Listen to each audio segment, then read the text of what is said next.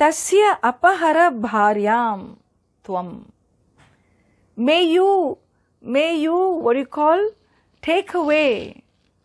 May you take away that man's wife who's with him. Tam pramatya mahavane Sitaya rahitaha Ramaha na chaivahi bhavishyati. A Rama cannot live without that Sita Devi, and so once you take her away, he will lose all his powers and he will fizzle out. We can easily conquer him. And Ravana is so angry with the situation, he says, yes, immediately I will do this. And so he agrees to do this act and takes his chariot and goes for help, a support, a strategy, a plan. And he goes to Maricha. He goes to this Dandaka area, forest, and there is a demon called Maricha. If you remember in Balakanda when Sri Rama kills Tataka, you remember that story, Tataka story? That demoness. And then there were this Maricha and Subahu, two demons were there who were bothering Vishwamitra. And one arrow, when Sri Rama was a young boy, when he shot one arrow at Maricha, what happened? He fell, he was just thrown so far away. What they say, he was thrown 180 yojanas away, which is 800 miles away, one arrow of Lord Rama. He was pushed back into the sea, 800 miles away he went and fell. Maricha still remembers that. He remembers that, he survived that and came to Dandaka forest after that. And so Ravana goes to him and tells him what has happened and says, come on, help me abduct his wife. This man's wife needs to be abducted, help me. And Maricha listens to him, his sob story, why he wants her to be abducted, and he looks at him and says, are you nuts? This is not Valmiki, okay? He says, are you nuts? Are you crazy? Do you know even what you're talking? Who is that enemy of yours who has told you, given you this idea? It is the stupidest idea because it's not possible. You have no idea how powerful is Sri Rama. Who wants to lead you astray? Who wants to destroy you? Just shut up and go back to Lanka. Don't try all these silly tricks with Sri Rama and that Sita Devi. Go back. You can see a demon mind. He's so fickle and flippant. He says, okay, and he goes back to Lanka. He goes back because he has no support. So he goes back to Lanka. He's advised, you go, you have enough wives with you. Go and live with them. Leave this lady alone. And Sri Ravana goes back. He goes back all right, but now second round, Shurpanakha, having lost Khara, Dushana, all these people, thousands of Rakshasas, she goes to Lanka now. She moves to Lanka and approaches Ravana with her wounded nose and ears, and Ravana is sitting on his throne, his, 10 heads and 20 hands. Remember, he has 10 heads, 20 hands, big body, not a frail body, big demon body, and he is somebody whose power one cannot fathom. Valmiki describes his powers and says he was one who could churn up the seas, churn up the seas. You know to churn buttermilk, right? You can churn the buttermilk, that's all. Hey, Ravana could churn up oceans. That was his power with him. Not only that, he had picked up mountain peaks and thrown at kingdoms to show his weapon strength. When he wanted to attack and gain somebody's kingdom, he could pick a mountain top and just hurl it, and it would knock out people. Hey, this is Ravana we are looking at. He had uprooted the moral order of the universe. He had violated dozens of women.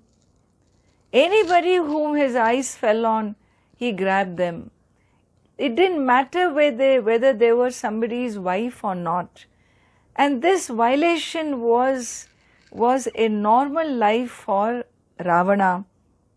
Not only that, there was a city of the Naga world called Bhogavati, and there were Nagas like Vasuki Naga, Takshaka Naga, and he vanquished all of them.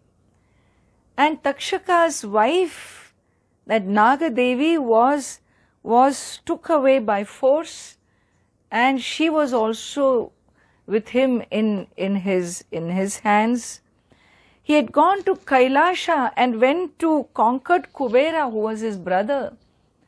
He had conquered Kubera, and he had a beautiful celestial, what do you call, plane, a celestial air car. Okay. You think only we created aeroplanes? This was there 40,000 years ago. There was this air car called Pushpaka Vimana, which belonged to Kubera. Well, he fought with Kubera and took this Pushpaka Vimana also away. Kubera had a celestial garden in Kailasha. He destroyed that. Chaitra Ratha was the name of that. He had a lovely lake called Nalini. He destroyed that. Indradeva had a beautiful royal garden called Nandanavanam. That also he destroyed, and this man was full of destruction. But he was a great tapasvi, Ravana. In doing this yaga, he took each head of his and offered as bali in the yaga to Brahmaji. 10 heads he offered to Brahmaji as an offering. You can, with difficulty, you offer one darba grass, a dry grass, or you offer some ghee. Imagine, he offers his own head as bali to Brahmaji, and Brahmaji is so pleased of him, he receives protection from Brahmaji from death. This protection from death was something boon from Brahmaji he got.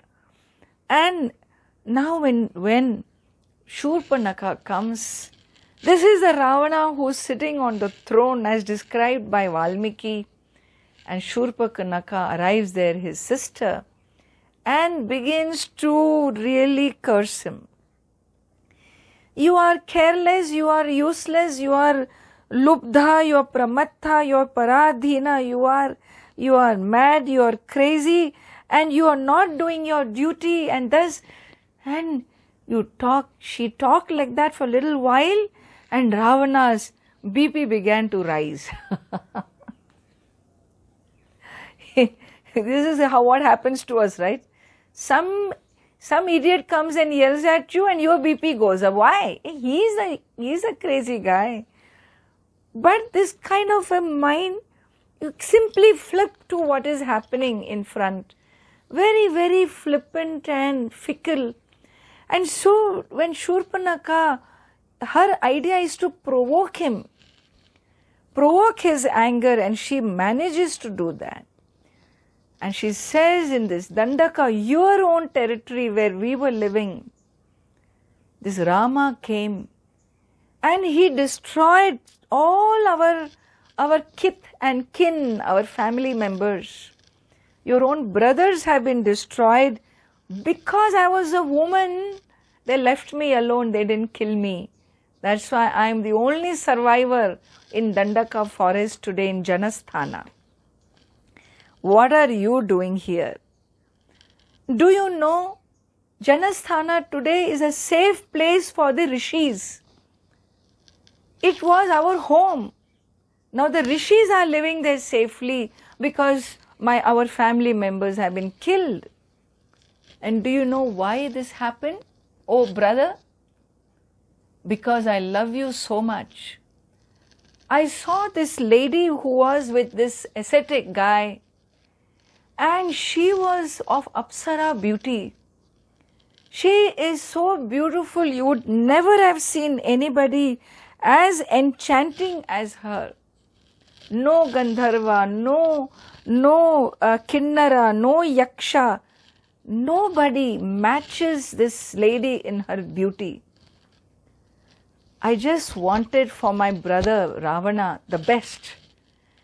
And I just went there to pick her up and bring her to you. Imagine, all this I was doing for you. And because of that, they just destroyed our kith and king and brothers, Kara, Dushana. Look at this. And you are sitting here, really nothing, doing nothing. And look, Lakshmana deformed my nose, my ears, only because I wanted Sita for you. Oh brother, you deserve the best, and she is the one who should be your wife. This is the second round, okay? Ravana hears this and says, done, my dear sister, your job is done. Again he picks up his aerial car, which actually is a stolen car, and goes back to Dandaka forest.